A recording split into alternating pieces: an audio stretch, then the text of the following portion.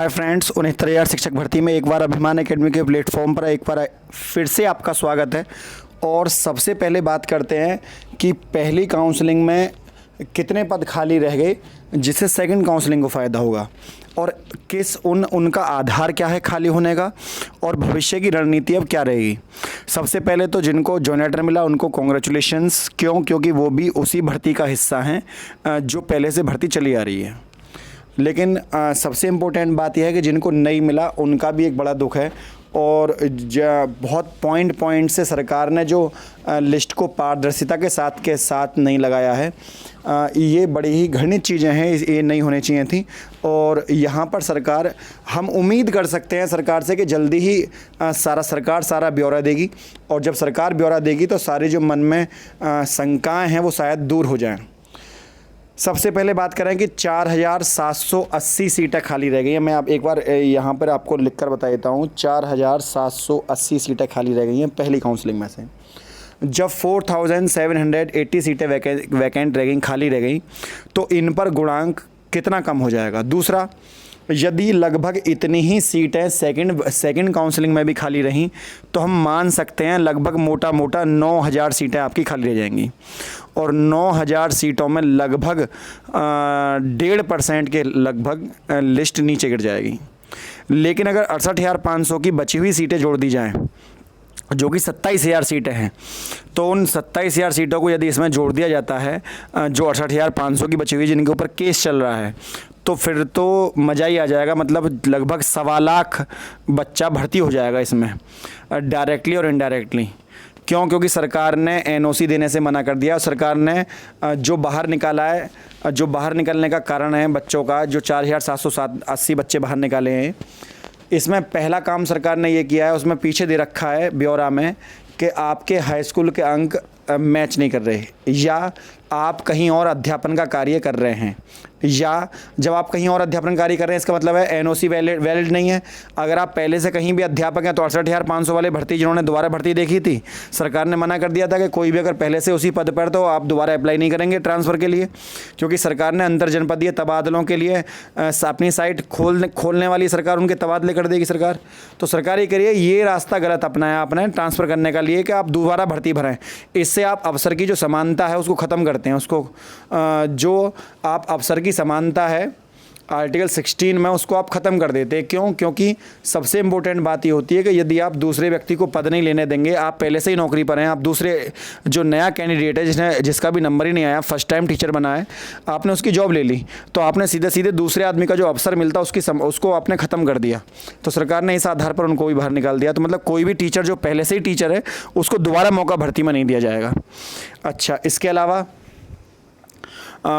उनको ये उनका हक है कि उनको उनके गृह जनपद में ट्रांसफ़र किया जाए। यदि वहाँ वैकेंसी खाली है तो उनको ट्रांसफ़र करना चाहिए, और सरकार ने बोल भी दिया है कि हम कर रहे हैं।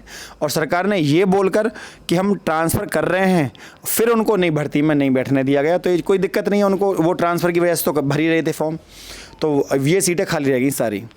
और इसके अलावा जो बीटीसी वाला बैच है 2015 है, उसके भी बच्चे, क्योंकि सरकार ने साफ कह रखा था कि 22 दिसंबर 2018 से पहले के जो बच्चे हैं उनको हम नहीं बैठाएंगे, और सरकार ने किया भी ऐसे ही कि जो डॉक्यूमेंट की डेट थी वो चेक करी। काउंसलिंग में देखा गया किसी की डेट 22 दिसंबर 2018 के बाद की है किसी भी डॉक्यूमेंट पर, तो बच्चा बाहर।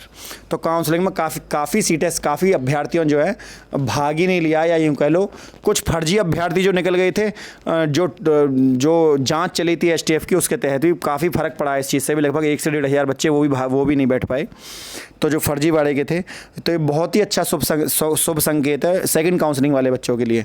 यदि अब दोबारा काउंसलिंग होती है बाकी बचे हुए बच्चों की, 31,222 बच्चे जो बच्चे हैं, उन बच्चों की यदि काउंसलिंग होती है तो हम मानकर चल सकते हैं 4700 ना, चलो आप मोटा 4500 बच्चे ही ले लीजिए लगभग, तो 4500 और 4500 9,000, लगभग 9,200 बच्चे, 9,200 सीटें आपकी जो है यहाँ पर खाली। 9,200 समझो यार, 9 या इतना ही और समझ लो, 4,780, तब भी आपके लगभग 9,400 सीटें खाली रहती हैं।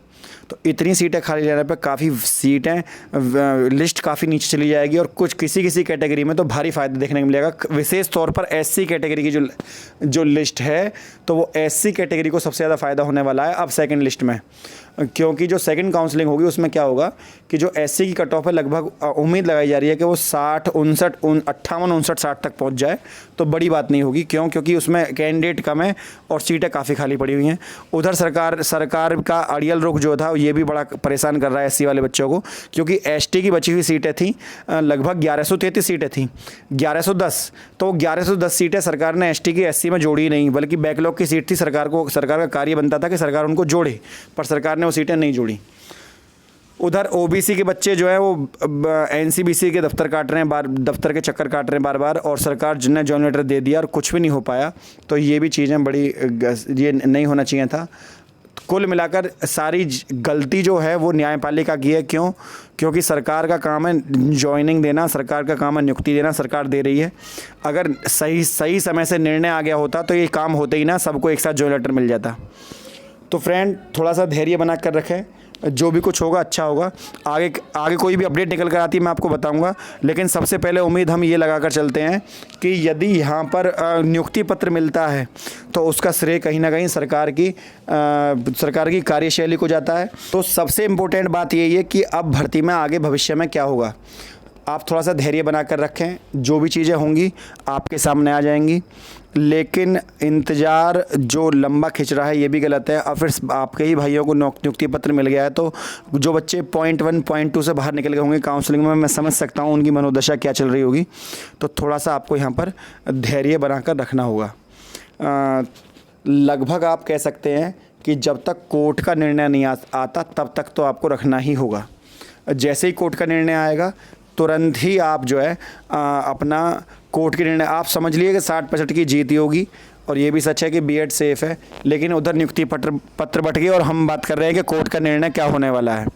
तो थोड़ा सा पेशेंस के साथ भर्ती का नियुक्ति पत्र मिल जाएगा।